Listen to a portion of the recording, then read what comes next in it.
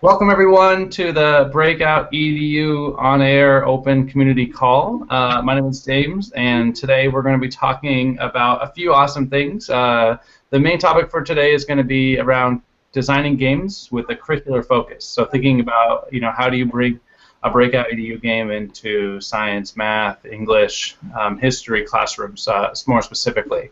But first, I want to go through a series of exciting announcements and talk about new ways potentially getting involved, and yeah, we'll go from there. So the first thing is we sent out a newsletter this morning, and the newsletters are super important. So if you haven't filled out the beta form, the breakoutedu.com/beta, you'll find the form there. Do so, because those newsletters include information like passwords, announcements on new games, and different opportunities around getting involved. So the first thing is around the passwords. So we password protect the games for one reason only, and that is to prevent players from going onto the site and looking up solutions in the middle of a game. So we've designed the games to be open for anybody to just log in and use. So by all means, share that password. The password is the same for all the games, and it is show your work, Y-O-U-R. So show your work, all one word. And if we ever change the password, we'll be sure to update you guys through the newsletter, so definitely check those out. The second thing, update on orders. I know that Mark, who builds the boxes himself personally in Fresno, has been working hard to get caught up. Currently, it takes about 3 weeks for your kit to ship, but we're excited to announce that a couple schools have been ramping up on wanting to build kits themselves. So we're setting up a program to allow the students to go through the whole process of trying to reverse engineer a box and break it down, understand the different components, and then put it together, and then the school will be able to produce up to a certain amount of kits. We don't want it to go off into infinity, because over time we believe that the learning experience would deteriorate. So we want to just say, go through that whole process of what does it mean to actually manufacture something and distribute it this day and age. And then the cool thing is the profits from those boxes will go directly back to the school to support that school's program. So we're super excited about that. The other thing that I want to do announcements, let me think about. Oh yeah, so the other two big ones. One is going to be what we're calling game masters. So we're going to be bringing on or appointing some official Breakout EDU game masters. These folks would play a pivotal role on the platform. They would be the ones that approve any game that gets placed into the system. So they would just read it over and make sure all the things make sense, and then check in with whomever tested the game, and then be the final one to approve the game. So kind of like an app review process. The person that reviews the app, they would review the game, and then they would receive a small stipend for each game that they reviewed. Kind of depending on the intensity of the game. But we're going to be chatting with the folks that get appointed around kind of what's a good price point. We see it as just like on Wikipedia or any of these other websites where it's kind of a volunteer thing. We want to give them a small stipend, as well as some cool Breakout EDU swag with the whole game master thing on it. So yeah, that's going to be exciting. We're going to hopefully roll that out in the next week or two. And then the second big announcement, and I'd love to kind of pick your guys' brains on what you think would be best, is we want to start paying people to submit games. So figuring out, that many of you on this call and who will be watching this have been designing your own games, and they're probably 70–80% done. Because of all that hard work, yes, you've been designing it for your own classrooms and not, but we want to put out a bounty, so to speak, for games aligning to specific subject areas, because we know there's a lot of people in our community that are looking for games for specific areas, kind of like middle school math or high school history or 8th grade algebra, and trying to put a bounty on good games in those areas.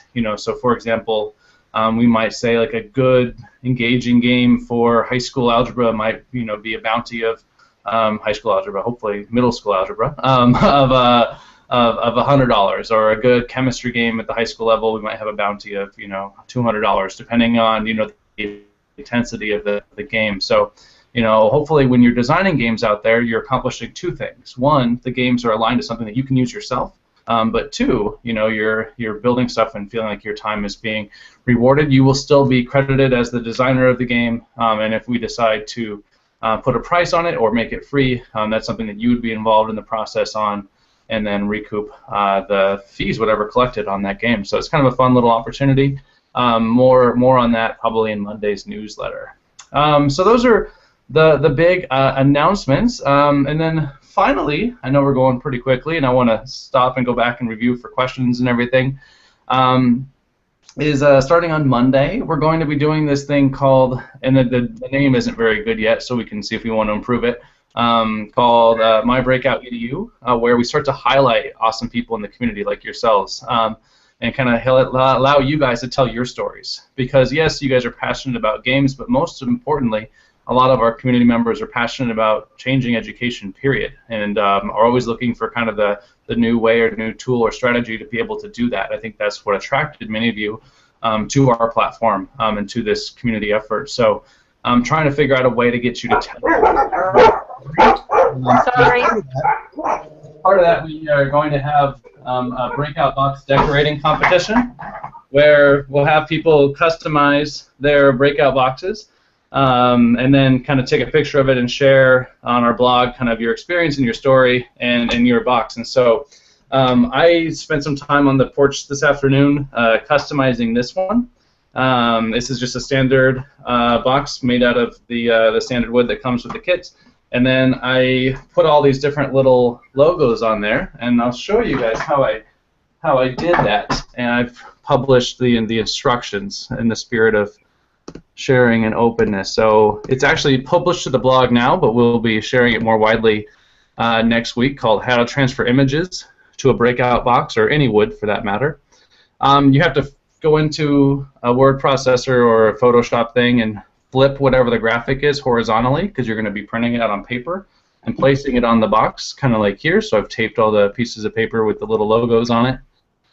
You're going to use a wood burner, a really cheap wood burner, to transfer the images. So you heat up the paper and kind of rub it over the graphic there, and video's loading, and it transfers the image right over. But you need to print it out on toner rather than inkjet. The nice thing about toner is it transfers really easily. Inkjet does not. And then finally, share your awesome creations. And I put a link down there to the wood burner that we use. It's like an $18 little wood burner. You might be able to find one cheaper at the craft store or whatever. So that concludes all the announcements. So let's kind of pause for questions on that, and then we can dig into our main topic of today's hangout.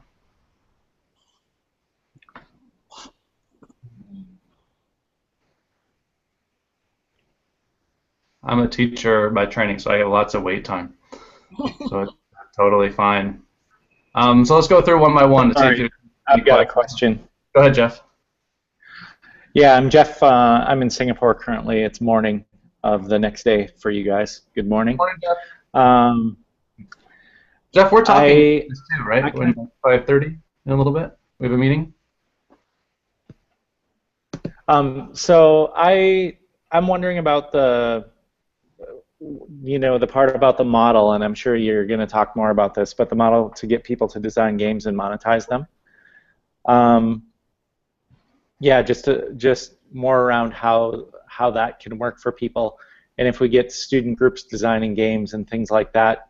I think just kind of the idea of like who owns the game, like the person that submits, do the games become property of Breakout? What happens with all of that? Can you say more? Yeah, totally. So we've basically copied Apple and Google's model to a T when it comes to that. So as an app developer, you own all the intellectual property related to your app. And then there's thinking about what it means as far as terms of service to publish it on the Apple Store or the Google Store. So thinking about it the exact same way. At Breakout EDU, so to speak, is technically 2 people or 1.5 people at this point, myself and Mark, and we're growing it out. But all the stuff that we publish to the platform is going to be free as far as the games. Definitely for the longest time being. But then when working with you guys or people that go above and beyond, saying like, hey, I would like to actually try to charge $5 for this, this game. So that's going to be, something that we work one-to-one with that person as far as, the hosting and things like that. But yeah, copying the Apple model and the Google model exactly around all the other things. So if you're interested in how that works, you can look at like the App Store and publishing an app or publishing a game. Because I really like the way that the community is right now in terms of helping everybody out and sharing ideas, and um, even like when you put a new game together, you might like borrow an idea from an existing game, like to use Google Maps, for example, like from the one out of Dr. Johnson.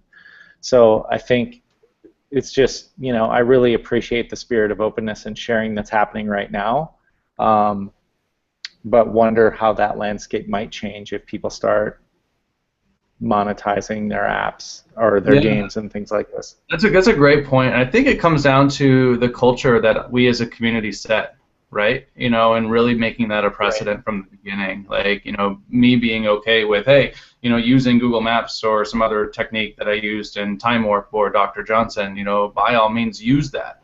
And really making that kind of the status quo, and basically creating a culture. If you look at, I think there's 750 people on the mailing list, almost 400 people in the Breakout EDU community. We've done we have a pretty good foundation as far as kind of a beginning foundation around what the community is, and trying to continue to build that. I don't think, unless the only thing I can think of where it would be pretty blatant, and let's say if somebody builds a full-on app and they would take an element out of that app code-wise or something like that. I don't know, I'm just trying to like think very specifically, but as far as the spirit of the puzzles and how people design them, I would hope that everybody would be comfortable with them being sharing. That's kind of the nature of being an educator as well, is putting your stuff out. Great. That's all for me. Cool. So I was curious more about how the review process might work, because I like that idea. Are you imagining multiple people reviewing the same game and then kind of submitting their reviews so that other people can see the reviews as well? Yeah, I think there's two parts to it. The first part would just be approving the game, and I think that there would be a single person that would kind of give the final stamp of like notarization or say, yeah, this is okay to go to the website. To be completely honest, there hasn't been very many games submitted yet, so it's just kind of me looking. Like, so for John, for example, has submitted a game, and him and I have been talking and meeting and looking at some of the different puzzles and saying, hey, let's adjust this so it aligns more with the kit that people have and stuff like that. But I see, as it growing, that's why we're trying to want to appoint a few of these people. There'll be the approval process, but also I'd love to see on the site, and and I'm also speaking as the person who adds stuff to the site, a way to review the game as kind of providing feedback on it. Right now I see the Facebook group serving as that purpose, but it'd be cool if you scrolled down on a game, or before you clicked into a game, it had like 4.5 stars there and like 6 reviews. Right. The issue is I don't know how to build that on there yet. So it's also a learning process for me. Hopefully I can get it in before I have to wait for an hour of code to figure it out. But looking to how to do that process. I mean, to be very transparent, though I've worked in companies before, I'm not a technologist by training, so I've been trying to teach myself how to build and customize web and stuff like that as I go. Kind of forcing myself to say, what does it mean to build a project like Breakout, build it in the open, and so that's been kind of my fun challenge, is to learn all these pieces. The most interesting thing right now is trying to figure out how to get the games internationally. So I'm meeting with the Singapore team, and there's some few other countries like Canada and Australia that are really digging into shipping kits locally. But then there's like random folks in like Germany and Greece that I'm like, I don't know, like I'm gonna go to the post office and send it to you. I don't know if it's totally kosher, and you're gonna like, we'll reimburse the shipping costs. But until we figure out what does that actually mean to do it at scale, right now it's just me doing a favor to someone, not me, selling kits internationally yet. As a stopgap until you figure out how to do a rating system on the website, would it make sense to maybe create an image for each game and put them on the Facebook page and allow people to like and comment there? That might be pretty cool, like to have like maybe a folder of an album of photos being kind of like each game image. That sounds like a really cool idea, and then having people go in and like the photo and put comments on it, especially if Facebook puts in that dislike button that they kind of announced earlier this week. Well, I also think that that would allow them to give feedback about their trials of a specific game that other people wouldn't have to go and scroll the feed for, right? It would be attached to a specific image, and if you specifically want to see what people have said about XYZ game, they could just click on that image and see the ratings in the comments. I get it, love it. We'll launch it on tomorrow or Monday. I think that's perfect. Okay. Hey, what's up, Scott? I actually wanted to introduce Scott here because Scott is a professor, former MIT. I don't know what university you're at in Canada, and he is the world expert on escape games. So I don't know what your record is now, but he has successfully completed more than 175 escape rooms. I'm sure the number's been growing at that point, and actually runs a whole center in Canada around learning games like this. So it's really exciting to have Scott come in. Scott, we'd love to hear from you. Hi there, everyone. Can you hear me okay? We can. Yep. So actually, I did a survey of 175 escape rooms. So I haven't ran in 175 rooms, but I did a worldwide survey where we shipped things out, and we actually sent out the survey to 400 escape facilities and got responses back from 175 of them. Wow. Any of you that do surveys know that that's crazy response rate for an over-the-transom email survey.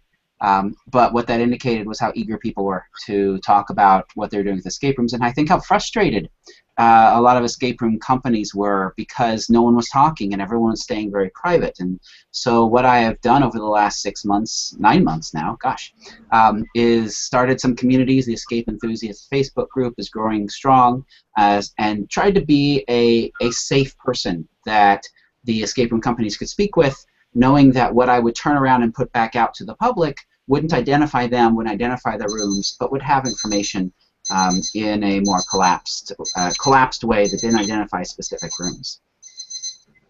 My oven timer is going off. I'm going to be right back. Somebody's time just right now. I'll be right back. Good luck. You definitely lost that game. Dinner's done. I didn't escape. Damn it. I'm sure you have stuff that you want to share, Scott, but one of the things that you and I discussed that I thought would be cool to kind of just bring back up on this call would be the potential to do some sort of game jam around the idea of how do you design a breakout game for a whole classroom of 30 Right. plus.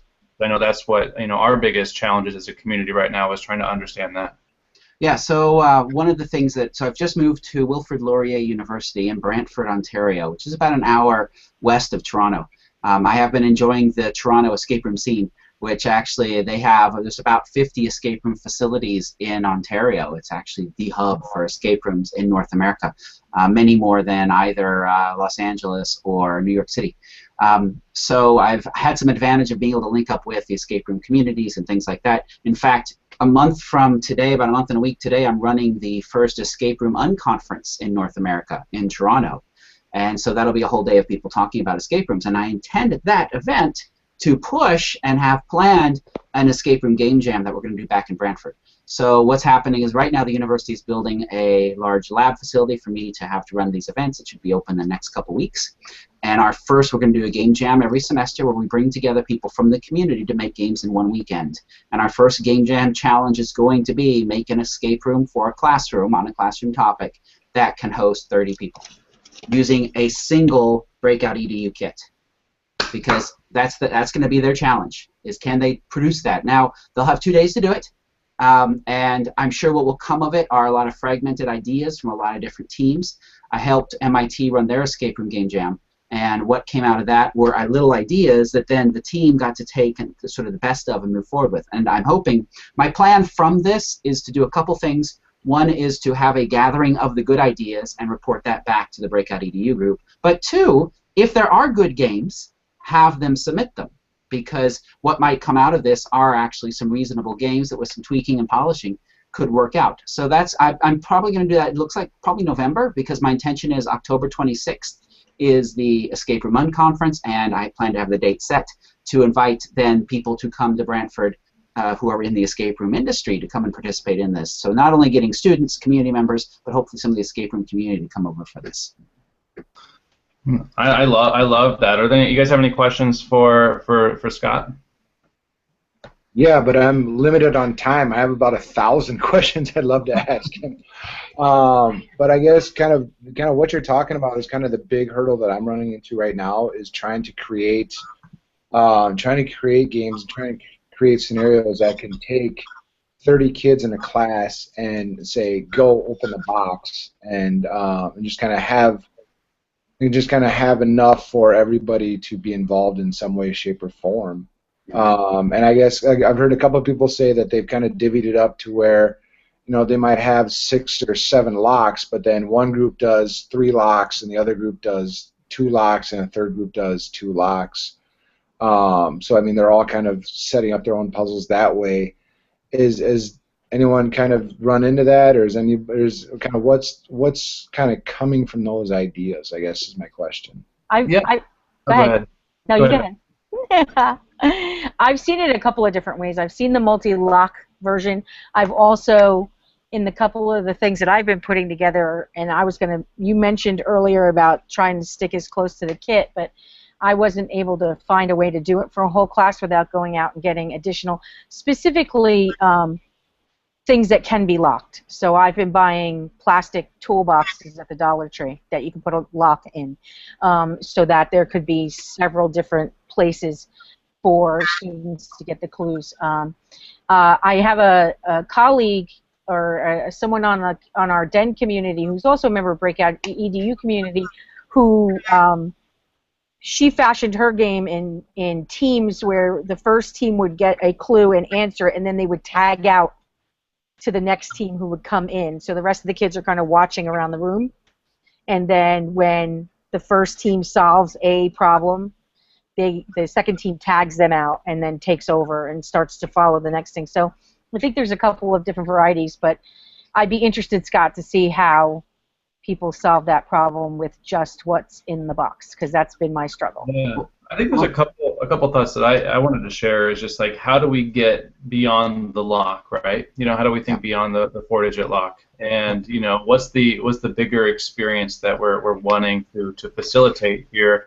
I mean, as far as like just the actual movement itself, how do you leverage, elements like the web or other types of creative activities that could be built into the experience? Where if you're designing a game around the Revolutionary War, you'd want the learning outcomes to be, either learning about different characters or different impacts of the war, or different things like that. So like, how do you leverage things that aren't just 1776 as a lock to get open?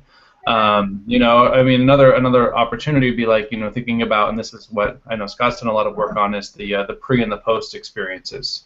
Thinking about the debrief, the questions that you ask, and seeing that whole process as being just as meaningful, potentially even more so than the experience itself. But again, I don't know the answer yet. I know the next game that I design we're going to take a crack at doing that.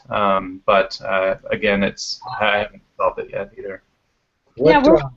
Sorry, I just wanted to ask, is there a running set of kind of group questions somewhere in the Breakout EDU website or somewhere in the community? Because I've got some of my own, but I'd like to look at those and kind of compare and modify if I can. I've just posted a link to something we talked about in the Facebook. So there's a person named Tiagi, and Tiagi is a rock star in the corporate training community. And one of the things he has done a lot of work with is the debriefing process. And he's got a 6-question process, which I've just posted the link to, which actually I wrote an article about how to make digital educational games have debriefing built into them based on Tiagi's 6-stage process. And the basic idea on his process is you start with questions that are very about the raw emotions that people are feeling, because breakout activities, one thing that's exciting about them is the emotion that builds up. And you help someone first express the emotion, then slowly move out and away from that to say, okay, now that's your emotion, what did you learn? How could you apply it elsewhere? How much you take this beyond? And that's what the process helps you to do, is to move the learners from their raw emotions, which they're feeling right away, through the intellectual, through the applied. And so it's a good process. I wonder if, with his permission, I mean, obviously we can post a link to it on the site, but thinking about how do we adapt or create a kind of debrief set of questions that a teacher could then take, and customize, other than just quoting his article at length. Yeah, I mean, it could be that you just cite it, looks like you would cite any other academic piece. Yeah. I would think if you're citing it, that you can cite it and adapt it, and that's how we work. Yeah. Another thing to think about with how to handle this with 30, and that's why I'm hoping to get more of the community into it, is that perhaps the escape room is not the right model.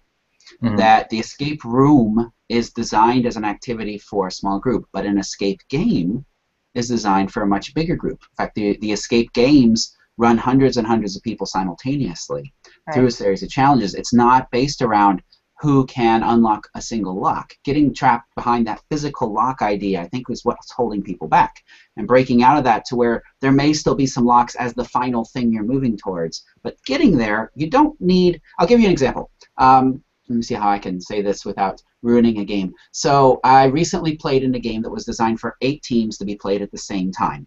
And the teams were all doing things, and as you did things, you collected items. And in order to progress in the game, you had to arrange those items in a certain way to then move forward and actually sort of construct it. I'll say Lego. It wasn't Legos, I'll say Legos. So let's say you find Legos and you had to put the Legos together in a certain way to show that you had this thing to move forward. That's basically a lock. Yeah. But it's not, it's not a lock. It functions the same way as a padlock, but then you don't have that trap. So you could actually have everyone going for these Legos, and then part of the puzzle was actually not only getting the Lego for doing the thing, but then having to figure out the order in which they went and how that all went and moving forward with that. So I think thinking beyond the lock is going to be one of the tricks on making this work with a single box with a group of 30. Then that's a restriction I want to put on the group, because the easy answer is buy 5 boxes. That's not that's not realistic for classrooms. I think assuming that 1 box is the assumption to make, and you're working off of that and building from there. Well, if you think about Chris Avalace's game that's in the store, it's a game called The Mad Engineer, and the players have to build that motor, and the motor reveals a number, and yes, you could just spin it to see the number, but imagine if constructing the motor, period, was the token to advance, and it's like, okay, you start at the table with all the raw materials. Once you've constructed a working motor, the teacher then hands you the next clue, and then you do some sort of online experience where you have to learn about Tesla or whatever, and then once that's finished, you unlock the final puzzle, and your team gets to come up and try your solution on the final breakout box that's sitting there. It just has 1 lock on it, and it's a series of just 4 numbers or directions or what have you. The thing about Chris's game is he does use extra boxes, right? He uses the extra boxes so that the different teams can get their pieces, and that's kind of what I've been looking at, especially for the science games and the games where you have to kind of put things together, or you get one thing here, or you get the other clue here.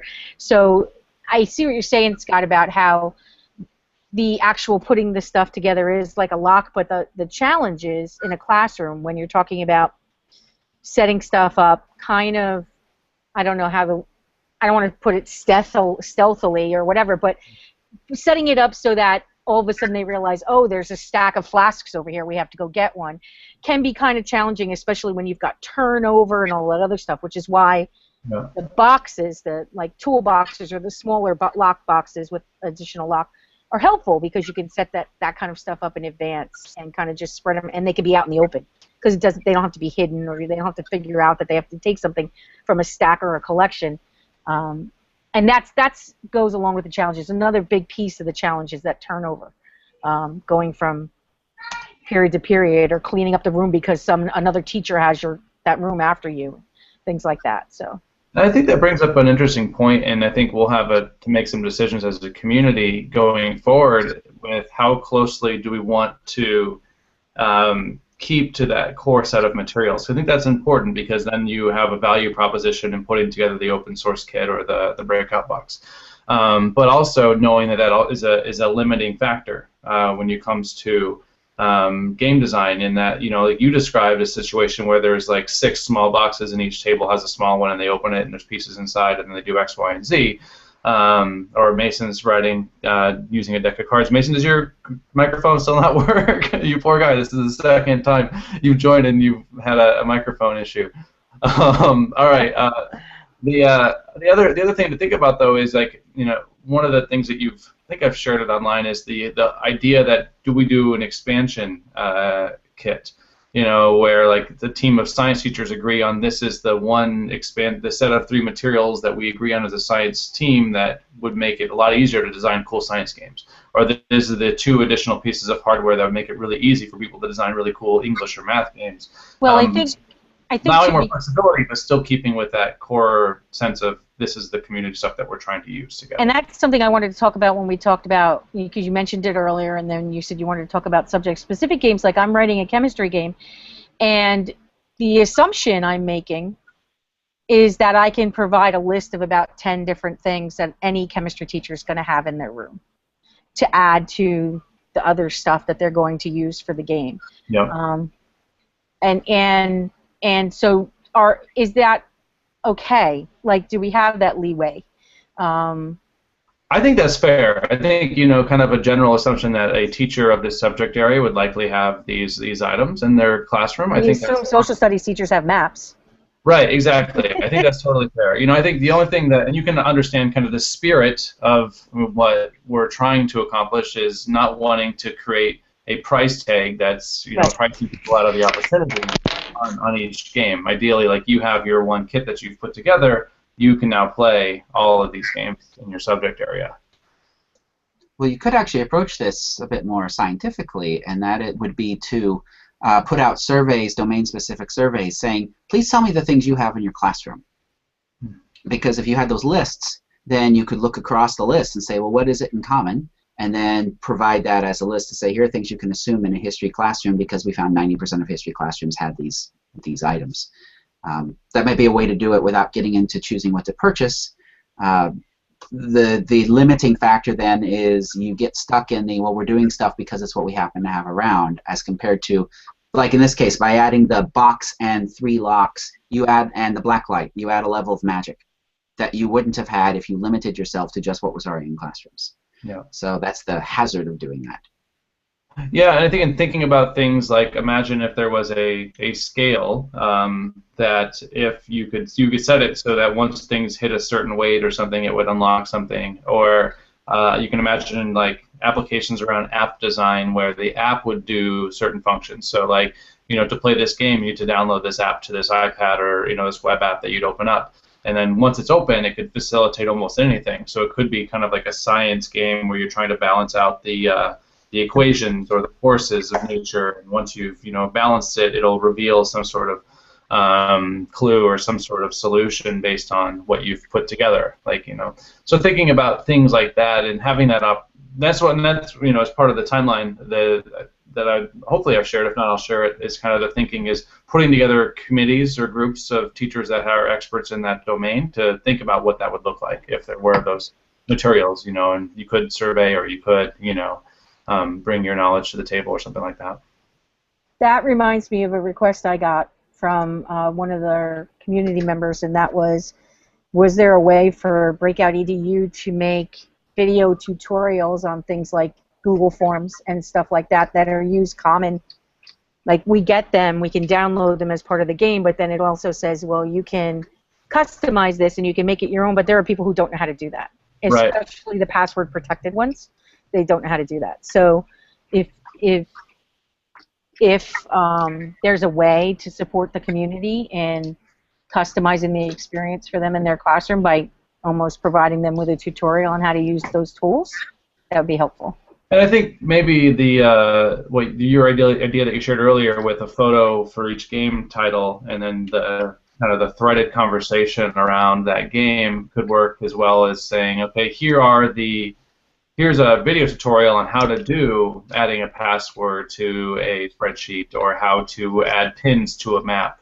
You know, because if you like Dr. Johnson, but you might want to adjust the colors or the address, or you know, make each image be something representative of an event in some sort of war or historical thing, and then you have to put the pieces together that way rather than just simple colors or something like that. Yeah, I think that's a good idea. I like that. An idea kind of related to that, I think, is I'm thinking about puzzles all the time. So, like, I wake up in the morning and I'm like, oh, what if you would use, you know, this website to direct them to this kind of thing? Like, I think it would be useful if we had just like a puzzle submission form that would go into like, I mean, it would be really simple. It would just be like, describe the puzzle, what areas, if any, do you think it could be related to, and then just open like some open tagging on it. Yeah. So that people who are designing games could kind of sort through. And even people who are taking games and want to customize them a little bit, like you could just add on an extra puzzle kind of from the list. And then that gives those of us who are thinking of puzzles all the time kind of an outlet too to like put them in. It's not a full game. It's just like, here's a challenge you could do with Lego. What would be the best platform for something like that? That's, you know, great, Patty. It's like, because I'm thinking about like take all the puzzles in Time Warp, for example. Right. I could imagine a platform like Tumblr, which is terrible for schools, but thinking about that one Tumblr blog that does a great job of what's it called, where they have a bunch of postings describing questions that you can ask students. So imagine it'd be like, Dr. Johnson, Time Warp, I'd post the Pony Express one, and then here's a puzzle where they had to come up with the directions to tie to the directional lock. And then I post the other one, like the hieroglyphics, and here's what they're supposed to do with the hieroglyphic alphabet and translate it to numbers, you know, and things like that. Well, I do want to give Mason a chance to speak if he can, and talk about his designing an academically aligned game. But Jeff, let's keep that conversation going, because I think it's an important one too. Can you hear me? Yeah. Cool. Last year I was my first year teaching. I was teaching 5th grade, so I tried to do a game for the American Revolution. So I made a game about Samuel Adams, and he was kind of communicating back and forth with his wife through like secret messages that the kids had to decode and things like that. And one way that I incorporated more students was I had one of my riddles cut into puzzle pieces. And so then you could make as many puzzle pieces as you want and spread those to, you know, a bunch of different locations. That way a lot of kids have to work together just to get a riddle going or something like that. And what was your experience running that game? Actually, I have never run the game because I just designed it during summer right after I had the Google training over there, and so I haven't had anyone actually even test it. And this year I moved up to 6th grade, so I want to do the history, which is like ancient civilizations like Mesopotamia, Rome, Greece, and the rest of them. Well, when can we should publish it to the Facebook community, and let's get some people playing it. Definitely. It's great to hear all the history projects being worked on. I worked on one this summer. I teach social science teacher preparation for future high school and middle school teachers. They're actually in university, so I had a chance to test mine with them. We were working on ways to kind of develop students' historical thinking skills, so like looking at a primary source and sourcing it and contextualizing it, and then in so doing, revealing the puzzle pieces to unlocking the lock. And I think it worked out really well, but it was, again, we just tried it in small groups, so I'm interested in trying to post it now to the site to get some feedback. But I love that everybody's coming up with all these great ideas. I would love to see a game that could be customized around math, because I think a lot of the times, like, because the math stuff, it's like the story itself could be universal, and that the math problems embedded in it, the story problems or whatever the characters within the story problems, you know, could level up or down based on the math skill you want to want to be required. So thinking about that, my problem is I am a middle school history teacher by training, and so I, tend to gravitate towards what I know. But I think, the next game that I design, maybe even the game the theme of the game is called, what's it called? Lost Passport or something like that. Wanting to, maybe I'll do that one math themed, where you have to calculate currencies and conversions and things like that as you travel around trying to find your passport. That might be. Any other questions or topics or things we discussed? We have about 15 minutes left in our time here. On the mathematics topic, it's ironic that many rooms actually have real math problems in them, more so than any of our other topics we teach in school. But you go through room after actual escape rooms where one of them was one of those word substitution problems, or it was Mary minus Xmas equals Santa. And you have to solve all the numbers. But I've seen a number of math puzzles incorporated in normal escape rooms which require outside knowledge. In a way, you don't have history puzzles, you don't have science puzzles, but math keeps coming back. Yay, math! Well, I think that's because it's assumed it's a universal skill, for the most part.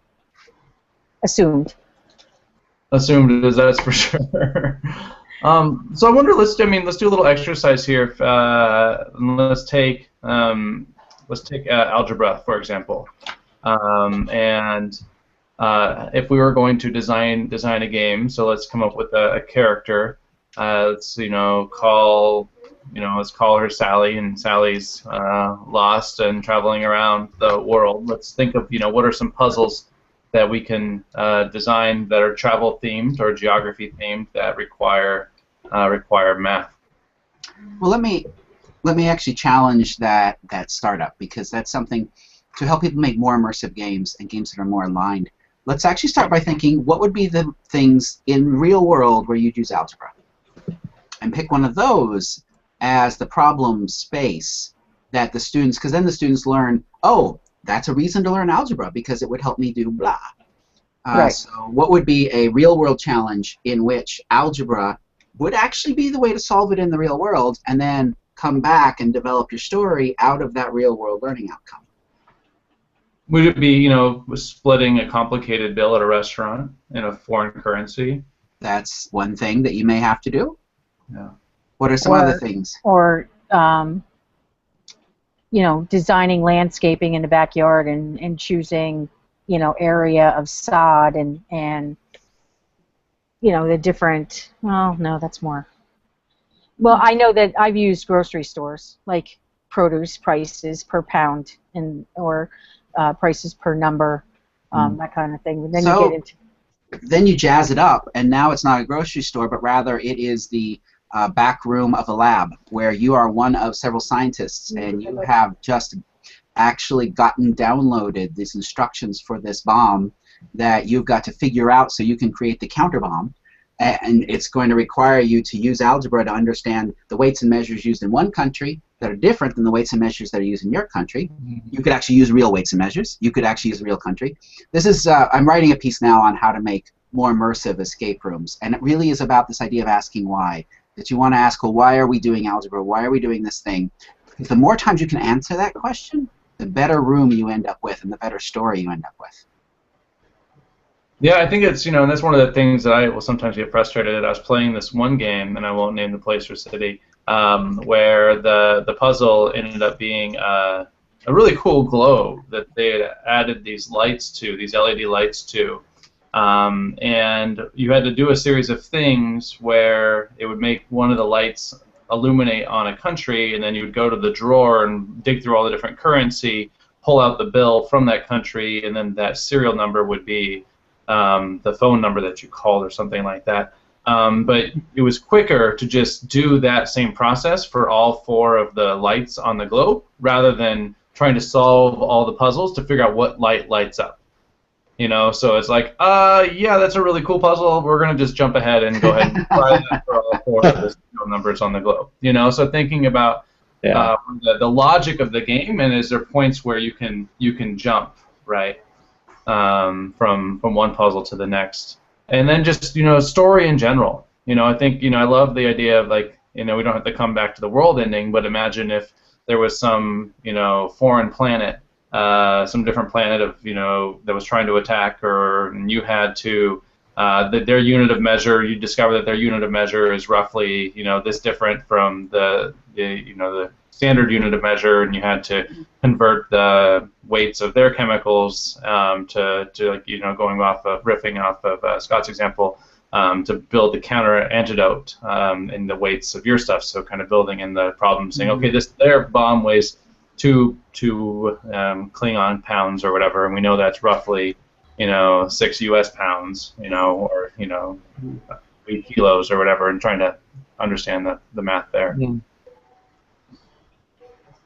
That would tie in really well with 6th grade. You're teaching proportions and things like that, so you could have a whole proportions assessment, just do a Breakout EDU where they have to find, like, you're basically doing the proportions, comparing the planets right there with ratios. So that would be cool. And I'm wondering if there's a change that we can make to, or at least experiment with, some of the way that the games are posted on the site, right? So thinking about, like, right now it's very specific where it says set the combination to this, where I wonder if it's like, choose a combination becomes your opportunity to play with different problems, or you have the customization, ability to where, like, you take the story of Dr. Johnson or whatever, but you have an ability to quickly adapt it to the age and learning objective that you're trying to accomplish. And I think that people are doing that already. I think that some people are, the people who are ready, are making it work for their students at whatever level they need to make it. And I think you're right, Mason, in that proportions, ratios, conversions, those are all mathematical concepts, fractions, that lend themselves to the puzzles really nicely, and can be fit into other, like, conversions. Currency exchange is a conversion, right? So it's all of those things lend themselves nicely. It's a question of maybe what we need to do, kind of along the lines of what was said before, is brainstorm a list of things that lend themselves nicely to puzzles. Like, and I wonder if, like, at the end of a week, let's say you're doing a novel study, like, there's a game that corresponds with whatever chapter in that novel, right? So the students have needed to do the reading and the work over the course of the week, if they want an opportunity to play the game at the end of the week, realizing that they'll need to draw back upon the characters and the characters' experiences and what they've encountered in the story. Yeah, that's interesting. I've been talking with teachers in my school about that. Just kind of talking with people about the breakout idea. And one of the things that they immediately came up with was this idea of slow breakout. And that's a breakout game that just extends over weeks of a topic that you're studying, and you just reveal the clues as you do different experiences in the class. Yeah, I like that idea.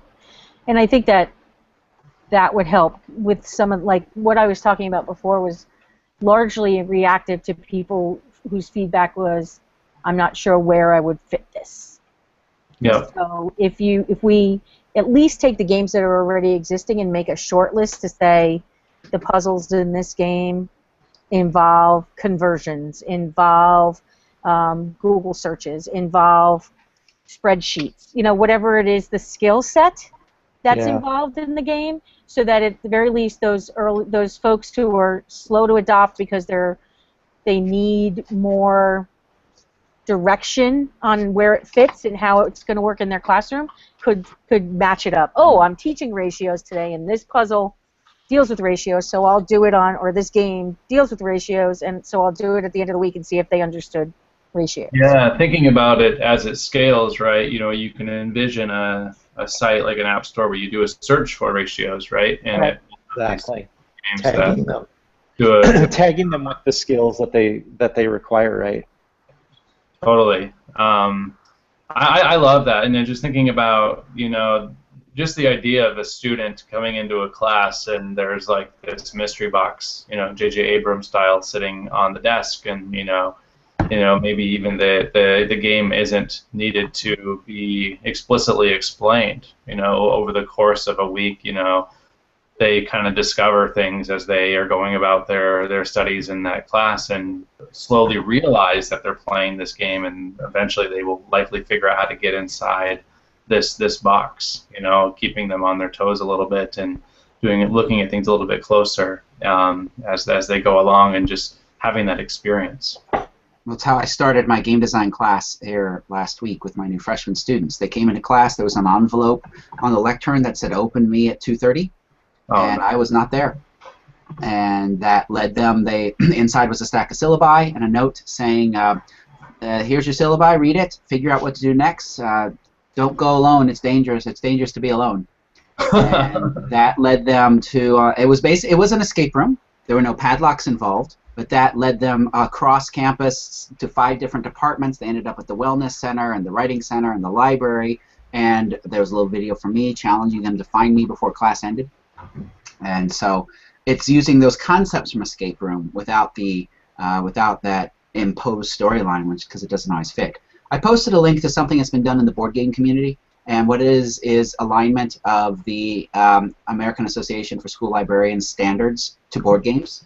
And they've been working very hard to help match those two together. So you come in and say, here's the thing I need to learn, here's some games that I can apply to that. And it sounds like this is the same idea with these games, that you want to help teachers come in with a standard, really do it by the standard. Say, if you're trying to teach these standards, here are the games that you could bring in.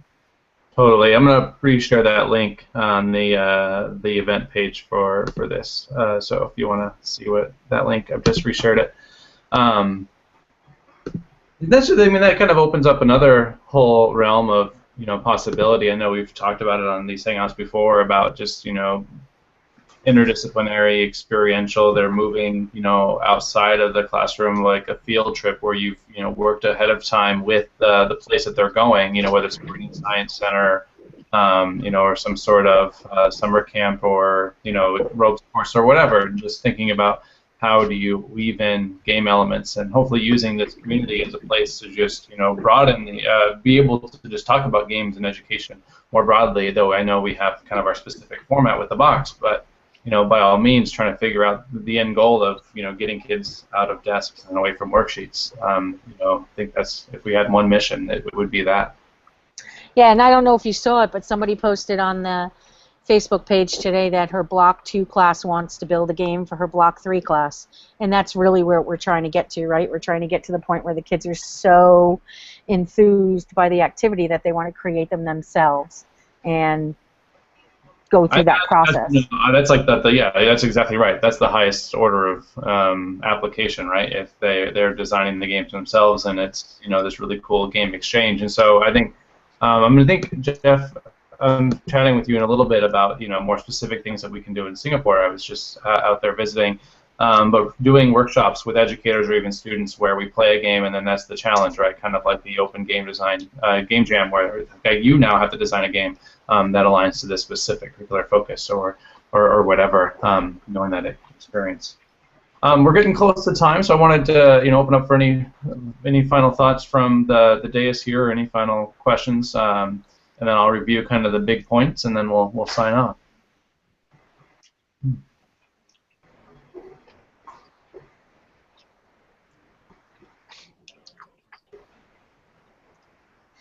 Sweet, that was my wait time. Thank you guys so much for joining us this week. I know we don't do it weekly, but we try to do it regularly on the Open Community Hangout. I'll post it to the blog and reshare it to the Facebook group. But kind of the big bullets here are wanting to compensate people for donating their time to review games, and then putting bounties on games that have a particular focus, and trying to really build up that store, because I know that people love going there, but then there's still only a handful of games at this point. So really wanting to build that up, and then obviously if anybody's up for learning more about Scott and his work, he posted some things in the room before, and Scott, please share your game jam stuff in the Breakout community as well, and maybe somebody be up for making the track. But we're all definitely going to be watching the work, and very excited about the potential there. And finally, the thing I shared at the beginning is the My Breakout campaign that we may start next week, where kind of tell your guys' story about why you're passionate about games and decorate your box or your custom-made box, and we'll share them. There'll be a form and stuff on that, and then I'm going to do a little prize for the best design is voted on by the community, and we'll send some free boxes to your school of your choice or to yourself. So, as always, we're super excited. I'm just blown away. Like when we started this random open source project, we didn't expect very few, except for a few geeks, to get involved like us. And I didn't realize there's more of a tribe out there than I thought. So. Keep sharing and keep asking tough questions and keep posting. I'm having the time of my life with you guys. Hey, I think it might be cool that if people are selling games, I think it'd be cool if you paid them a set fee, and then if you were selling the game on top of that, to get like a tiny royalty on top of the initial. Yeah, no, absolutely. So we're stealing the Apple model entirely. Don't tell Apple, but it's the exact same. So just thinking about all those things, like Jeff was asking about, ownership. If you design the next, Facebook app and put it in the Apple Store, Facebook still owns their app, right? You can take it out as you see fit. So trying to, steal best practices whenever possible, then also trying to, figure out what does it mean to be open with a product like this. And so trying to be transparent with as many things as possible and answering those questions like that. So. Yeah. Cool, guys. All right, we will talk soon, and I'll post this to the blog probably tomorrow. James? Thanks, everybody. Bye. James? Yeah. I didn't necessarily need to make it